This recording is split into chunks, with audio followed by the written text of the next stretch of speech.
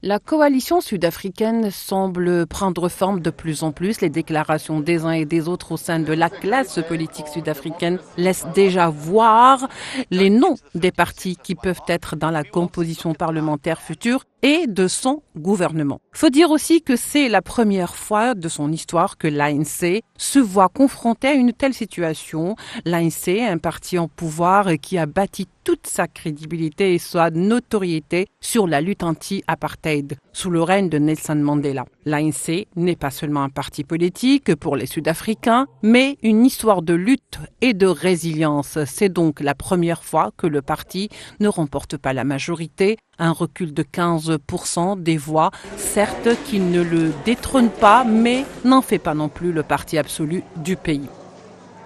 Avec 43% des voix, donc l'ANC s'est vu contraint de composer avec les partis en lice. Des partis comme celui de Jacob Zuma, qui a raflé 15% des voix alors que ce parti a été formé, il faut le dire, il y a à peine 6 mois. Le KwaZulu-Natal a, dans ce sens, tranché. Ou encore celui de Julius Malema, qui avance très bien. Résumons un peu quelles sont les alliances qui peuvent émerger. Les principaux prétendants au partenariat avec l'ANC sont l'Alliance démocratique, qui a raflé 21% des voix, le MKP, 14% des voix, et Combattants de la liberté économique, le FF, avec 9,47% des voix. Voici donc les configurations des partis qui ne s'éloignent pas trop dans leur ligne politique de celle de l'ANC, car les trois partis émergent et baignent dans le même combat anti-ségrégationniste, anti-impérialiste et surtout souverainiste, ce qui, en matière de politique étrangère, est susceptible de maintenir l'Afrique du Sud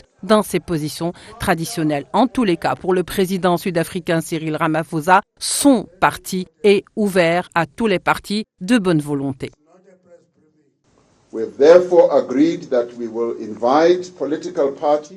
Nous avons donc convenu d'inviter les partis politiques à former un gouvernement d'unité nationale comme la meilleure option pour faire avancer notre pays. Les modalités du gouvernement d'unité nationale tiendront compte des conditions qui prévalent en ce moment de l'histoire de notre pays. L'objectif du gouvernement d'unité nationale doit être avant tout de s'attaquer aux problèmes urgents que l'Afrique du Sud souhaite résoudre.